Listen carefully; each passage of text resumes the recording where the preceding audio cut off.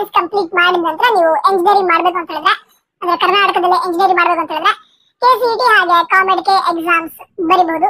ಈ exam ಗಳಿಗಿರುವಂತಹ differences ಏನೇನು, ನಂತರ ಕಾಮೆಡ್ಗೆ ಬರೋದ್ರಿಂದ ಯಾವ ರೀತಿ ಅಡ್ವಾಂಟೇಜಸ್ ಇರುತ್ತೆ, ಕೆಸಿಇಟಿ ಎಕ್ಸಾಮ್ ಬರೋದ್ರಿಂದ ಯಾವ ರೀತಿ ಅಡ್ವಾಂಟೇಜಸ್ ಇರುತ್ತೆ, ಅದನ್ನು ಕೂಡ ಈ ವಿಡಿಯೋದಲ್ಲಿ ಎಕ್ಸ್ಪ್ಲೈನ್ ಮಾಡ್ತಾ ಇದೀವಿ. ಮೊದಲಾಗಿ ಅಪ್ಲಿಕೇಶನ್ ಸ್ಟಾರ್ಟ್ ಆಗಿದೆ. ಕೆಸಿಇಟಿ ಹಾಗೆ ಕಾಮೆಡ್ಗೆ ಎರಡಕ್ಕೂ ಕೂಡ ಅಪ್ಲಿಕೇಶನ್ ಆಲ್ರೆಡಿ ಸ್ಟಾರ್ಟ್ ಆಗಿದೆ. ಕೆಸಿಇಟಿಗೆ ಅಪ್ಲೈ ಮಾಡೋಕೆ ಲಾಸ್ಟ್ ಡೇಟ್ ಫೆಬ್ರವರಿ 24 ಅಂತ ಹೇಳಿದ್ದಾರೆ. ಇದರಲ್ಲಿ ಸ್ವಲ್ಪ ಚೇಂಜಸ್ ಕೂಡ ಆಗಬಹುದು, ಮುಂದೆ ಡೇಟ್ ಅನ್ನ ಎಕ್ಸ್ಟೆಂಡ್ ಕೂಡ ಮಾಡಬಹುದು. ಅಕಸ್ಮಾತ್ ಚೇಂಜಸ್ ಮಾಡಿದ್ರೆ ಹೇಳ್ತೀನಿ.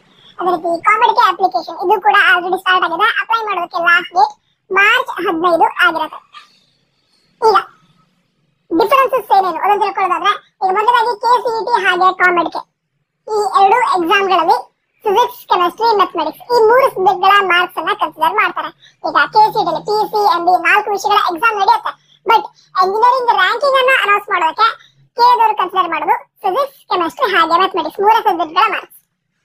ನಂತರ ಪ್ರತಿ ಸಬ್ಜೆಕ್ಟ್ ನ ಎಕ್ಸಾಮ್ ಏನಿದೆ ಅದು 60 ಮಾರ್ಕ್ಸ್ ಗೆ ಆಗುತ್ತೆ. Total 180 marks. ಪಿಸಿ ಮೂರು ಸೇರಿ 180 ಮಾರ್ಕ್ಸ್. ಅದೇ ರೀತಿ ಕಾಮೆಡ್ಗೆ ಏನಿದೆ ಅದರಲ್ಲೂ ಕೂಡ ಎಂಜಿನಿಯರಿಂಗ್ ರ್ಯಾಂಕಿಂಗ್ ಅನ್ನ ಅನೌನ್ಸ್ ಮಾಡೋದಕ್ಕೆ ಅವರು ಫಿಸಿಕ್ಸ್, ಕೆಮಿಸ್ಟ್ರಿ ಹಾಗೆ ಮ್ಯಾಥಮೆಟಿಕ್ಸ್ ಈ ಮೂರು ವಿಷಯಗಳ ಎಕ್ಸಾಮ್ ಅನ್ನು ನಡೆಸ್ತಾರೆ. ಅಲ್ಲೂ ಕೂಡ ಪ್ರತಿ ವಿಷಯದ ಎಕ್ಸಾಮ್ 60 ಮಾರ್ಕ್ಸ್ ಗೆ ಆಗುತ್ತೆ. ಅನಂತರ ಎರಡು ಎಕ್ಸಾಮ್ಗಳಲ್ಲಿ ನೆಗೆಟಿವ್ ಮಾರ್ಕಿಂಗ್ ಇರಲ್ಲ. ಅನಂತರ ನೆಕ್ಸ್ಟ್ ಮುಂದಿನ ವಿಷಯ ತಿಳ್ಕೊಳ್ಳೋದಾದ್ರೆ, ರ್ಯಾಂಕಿಂಗ್ ಅನ್ನ ಅನೌನ್ಸ್ ಮಾಡೋದಕ್ಕೆ ಈಗ ಕೆಸಿಇಟಿಯಲ್ಲಿ ಪಿಸಿಎಂ ಮಾರ್ಕ್ಸ್ ಕನ್ಸಿಡರ್ ಮಾಡ್ತಾರೆ, ಹಾಗೆ ಕಾಮೆಡ್ಗೆಲ್ಲೂ ಕೂಡ ಪಿಸಿಎಂ ಮಾರ್ಕ್ಸ್ ಕನ್ಸಿಡರ್ ಮಾಡ್ತಾರೆ. ಈಗ ಡಿಫರೆನ್ಸ್ ಏನು ಅಂತ ಹೇಳಿದ್ರೆ, ಈಗ ಕೆಸಿಇಟಿ ರ್ಯಾಂಕಿಂಗ್ ಅನ್ನ ಅನೌನ್ಸ್ ಮಾಡೋದಕ್ಕೆ ಪಿಯುಸಿ ಮಾರ್ಕ್ಸ್ ಅನ್ನು ಕೂಡ ಕನ್ಸಿಡರ್ ಮಾಡ್ತಾರೆ. ಪಿಯುಸಿಯಲ್ಲಿ ಪಿಸಿಎಂ ಸಬ್ಜೆಕ್ಟ್ ಏನಿದೆ ಫಿಸಿಕ್ಸ್, ಕೆಮಿಸ್ಟ್ರಿ, ಮ್ಯಾಥಮೆಟಿಕ್ಸ್ ಅದರಲ್ಲಿ ನೀವು ಪಡೆದುಕೊಂಡಂತಹ ಮಾರ್ಕ್ಸ್ ಇದೆ ಅದನ್ನ 50% ಕನ್ಸಿಡರ್ ಮಾಡಿ, ಹಾಗೆ ಕೆಸಿಇಟಿಯಲ್ಲಿ ನೀವು ಪಿಸಿಎಂ ಎಕ್ಸಾಮ್ ಅಲ್ಲಿ ಯಾವ ರೀತಿ ಪರ್ಫಾರ್ಮ್ ಮಾಡಿದ್ರೆ ಅದರ 50% ಅನ್ನ ಕನ್ಸಿಡರ್ ಮಾಡಿ ಕೆಸಿಇಟಿ ರ್ಯಾಂಕಿಂಗ್ ಅನ್ನ ಅನೌನ್ಸ್ ಮಾಡ್ತಾರೆ. ಆದ್ರೆ ಕಾಮೆಡ್ಗೆ ಎಕ್ಸಾಮ್ ಅಲ್ಲಿ ಏನಾಗುತ್ತೆ ಅಂತ ಹೇಳಿದ್ರೆ ಪಿಯುಸಿ ಮಾರ್ಕ್ಸ್ ಅನ್ನ ಕನ್ಸಿಡರ್ ಮಾಡಲ್ಲ. ಕಾಮೆಡ್ಗೆ ಎಕ್ಸಾಮ್ ಅಲ್ಲಿ ನೀವು ಪರ್ಫಾರ್ಮೆನ್ಸ್ ನೀಡಿರ್ತೀರಾ, ಕಾಮೆಡ್ಗೆ ಎಕ್ಸಾಮ್ ಅಲ್ಲಿ ನೀವು ಎಷ್ಟು ಮಾರ್ಕ್ಸ್ ಅನ್ನ ಪಡೆದುಕೊಂಡಿದ್ದೀರಾ ಅದರ ಆಧಾರದ ಮೇಲೆ ರ್ಯಾಂಕಿಂಗ್ ಅನ್ನ ಅನೌನ್ಸ್ ಮಾಡ್ತಾರೆ. ಓಕೆ, ಅದಂದ್ರೆ ಮುಂದಿನ ವಿಷಯ ತಿಳ್ಕೊಳ್ಳೋದಾದ್ರೆ ಕಾಂಪಿಟೇಷನ್ ಲೆವೆಲ್. ಕೆಸಿಇಟಿ ಕಂಪೇರ್ ಮಾಡಿದ್ರೆ ಕಾಮೆಡ್ಗೆ ಎಕ್ಸಾಮ್ ಅಲ್ಲಿ ಕಾಂಪಿಟೇಷನ್ ಕಡಿಮೆ ಇರುತ್ತೆ. ಓಕೆ, ಅಂದ್ರೆ ಈಗ ಕೆಸಿಇಟಿ ಎಕ್ಸಾಮ್ ಹಿಂದಿನ ವರ್ಷ ಕೆಸಿಇಟಿ ಎಕ್ಸಾಮ್ ಅನ್ನ ಬರೆದ ವಿದ್ಯಾರ್ಥಿಗಳು ಎಷ್ಟು ಅಂತ ಹೇಳಿದ್ರೆ 3,75,000. ಅದೇ ಹಿಂದಿನ ವರ್ಷ ಈ ಕಾಮೆಡ್ಗೆ ಎಕ್ಸಾಮ್ ಅನ್ನ ಬರೆದ ವಿದ್ಯಾರ್ಥಿಗಳು 1,20,000. ಸೊ ಡಿಫರೆನ್ಸ್ ನೋಡ್ತಾ ಇದಾರಾ, ಅಂದ್ರೆ ಎಕ್ಸಾಕ್ಟ್ ಹಾಫ್ ಅಂತ ಹೇಳ್ಬೋದು ನಾವು ಕಾಂಪಿಟೇಷನ್ ಇದರೊಳಗಡೆ ಕಾಮೆಡ್ಗೆ ಎಕ್ಸಾಮ್ ಅಲ್ಲಿ.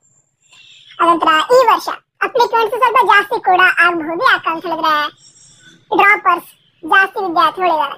ಅದಕ್ಕೋಸ್ಕರ ಈಗ ಕೆಸಿಇಟಿ ಏನಿದೆ ಅದಕ್ಕೆ ಅಪ್ಲಿಕೇಶನ್ ಅರೌಂಡ್ 4 lakh ಆಗಬಹುದು ಈ ವರ್ಷ. ಅಂದ್ರೆ ಸ್ವಲ್ಪ 5,000 ಡಿಫರೆನ್ಸ್ ಬರ್ಬೋದು, ಅಂದ್ರೆ 3,95,000 ಅಷ್ಟು ಅಪ್ಲಿಕೇಶನ್ ಬರ್ಬೋದು, ಅಥವಾ 4 lakh ಕೂಡ ಕ್ರಾಸ್ ಆದ್ರೂ ಆಗ್ಬೋದು, ಸ್ವಲ್ಪ ಕ್ರಾಸ್ ಆದ್ರೂ ಆಗ್ಬೋದು. ಕಾಂಪಿಟೇಷನ್ ಜಾಸ್ತಿ ಇದೆ ಕೆಸಿಇಟಿಯಲ್ಲಿ.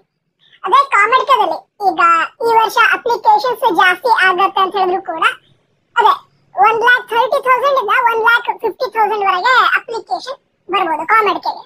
ಅದು ಹೇಳಿದ್ನಲ್ಲ, ಕರ್ನಾಟಕದ ಟಾಪ್ ಕಾಲೇಜಸ್ ಏನಿದಾವೆ, ಯಾವ ಕಾಲೇಜಸ್ ಇದಾವೆ ಅದನ್ನು ಕೂಡ ಹೇಳ್ತೀನಿ. ಅದೇ ಟಾಪ್ ಕಾಲೇಜಸ್ ಕಾಮೆಡ್ಗೆ ಹಾಗೆ ಕೆಸಿಇಟಿ ಅಡ್ಮಿಷನ್ ಪಡೆದುಕೊಳ್ಳೋದಕ್ಕೆ ಸಾಧ್ಯ ಆಗುವಂತಹ ಕಾಲೇಜಸ್ ಯಾವ್ದು ಕೂಡ ಹೇಳ್ತೀನಿ.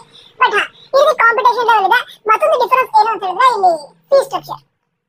ಕೆಸಿಇಟಿ ಏನಿದೆ ಇದರಲ್ಲಿ ಫೀಸ್ ಏನಿದೆ ಅರೌಂಡ್ 1,10,000 ಅದರ ಒಳಗಡೆ ಫೀಸ್ ಇರುತ್ತೆ ಜನರಲ್ ಮೆರಿಟ್ ಕ್ಯಾಂಡಿಡೇಟ್ಗಳಿಗೆ. ಅದೇ ಕ್ಯಾಟಗರಿ ಬೇರೆ ಬೇರೆ ಇದ್ರೆ ಎಸ್ಸಿ ಎಸ್ಟಿ ವಿದ್ಯಾರ್ಥಿಗಳಾಗಿದ್ರೆ, ಕ್ಯಾಟಗರಿ 1 ವಿದ್ಯಾರ್ಥಿಗಳಾಗಿದ್ರೆ, ಹಾಗೆ SNQ ಕೋಟಾ ಅಂಡರ್ ಸೀಟ್ ಸಿಕ್ಕರೆ ಫೀಸ್ ತುಂಬಾ ರಿಡ್ಯೂಸ್ ಆಗ್ಬಿಡುತ್ತೆ. ಅಂದ್ರೆ ಈಗ 1 lakh ಇರೋದು ಮೇ ಬಿ 50,000 ಕೂಡ ಸೀಟ್ ಸಿಗ್ಬೋದು ನಿಮಗೆ, ಯಾವುದು SNQ ಕೋಟಾ ಸಿಕ್ಕರೆ. ಹಾಗೆ ಕ್ಯಾಟಗರಿ ಅಂಡರ್ ಪರ್ಟಿಕ್ಯುಲರ್ ಈಗ ಯಾವುದು ಕ್ಯಾಟಗರಿ 1 ಅವರಿಗೂ ಕೂಡ 35,000 ಆ ರೀತಿ ಫೀಸ್ ಇರುತ್ತೆ. ಅದಕ್ಕೋಸ್ಕರ ಫೀಸ್ ಸ್ಟ್ರಕ್ಚರ್ ಏನಿದೆ ಅದು ಕೆಸಿಇಟಿಯಲ್ಲಿ ಕಡಿಮೆ ಇರುತ್ತೆ. ಬಟ್ ನೀವು ತುಂಬಾ ಒಳ್ಳೆ ರ್ಯಾಂಕ್ ಅನ್ನ ಪಡೆದುಕೊಂಡ್ರೆ, ಅಂದ್ರೆ ಈಗ ಒಂದು 10,000 ಒಳಗಡೆ ನಿಮ್ಮ ರ್ಯಾಂಕ್ ಬಂದಿದೆ, ಅದು ಕೂಡ ಟಾಪ್ 5 ಕಾಲೇಜಸ್ ಅಲ್ಲಿ ನಿಮಗೆ ಸೀಟ್ ಸಿಗಬೇಕು ಅಂತ ಹೇಳಿದ್ರೆ ನಿಮ್ಮ ರ್ಯಾಂಕ್ ಕೂಡ 4,000 ಒಳಗಡೆ ಇರಬೇಕು. ಆ ರೀತಿ ಇತ್ತು ಅಂತ ಹೇಳಿದ್ರೆ ನಿಮಗೆ ಕಡಿಮೆ ಫೀಸ್ ಅಲ್ಲಿ ಟಾಪ್ ಕಾಲೇಜಸ್ ಸೀಟ್ ಸಿಗುತ್ತೆ ಕೆಸಿಇಟಿ ಅಂಡರ್. ಈಗ ಅಕಸ್ಮಾತ್ ಆಗಿ ಒಳ್ಳೆ ರ್ಯಾಂಕ್ ಬಂದಿಲ್ಲ ಕೆಸಿಇಟಿ ಅಂಡರ್, ನಿಮ್ಮ ಫ್ಯಾಮಿಲಿ ಬ್ಯಾಕ್ ಗ್ರೌಂಡ್ ಚೆನ್ನಾಗಿದೆ, ಅಂದ್ರೆ ಸ್ವಲ್ಪ ಫೈನಾನ್ಷಿಯಲಿ ಚೆನ್ನಾಗಿದ್ದಾರೆ, ಆ ರೀತಿ ಇದ್ದಾಗ ನೀವು ಕಾಮೆಡ್ಗೆ ಕೂಡ ಬರಿಬಹುದು.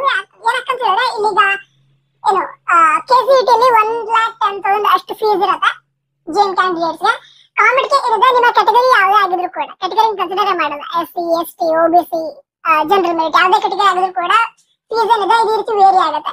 2 lakh ಇಂದ 2.5 lakh ವರೆಗೆ ವೇರಿ ಆಗುತ್ತೆ. ಬಟ್ ಕ್ಯಾಟಗರಿ ಬೇಸ್ ಮೇಲೆ ಫೀಸ್ ರಿಡ್ಯೂಸ್ ಆಗಲ್ಲ. SNQ ಕೂಡ ಇದ್ರ ಅಂಡರ್ ಇರಲ್ಲ.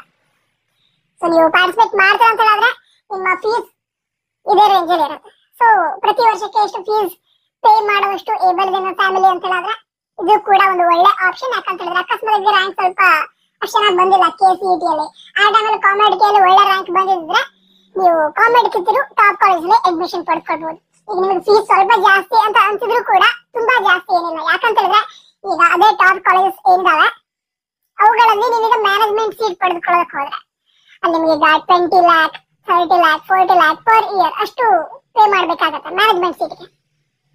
ಸೊ ಅದೇ ಕಾಲೇಜಲ್ಲಿ ಕಾಮೆಡ್ ಕ್ಯಾಟರ್ ಸೀಟ್ ಸಿಕ್ಕರೆ ಏನು 2 lakh to 2.5 lakh ಆರಾಮಾಗಿ ಅಫೋರ್ಡ್ ಮಾಡಬಹುದು. ಆ ರೀತಿ ಫೀಸ್ ಇರುತ್ತೆ.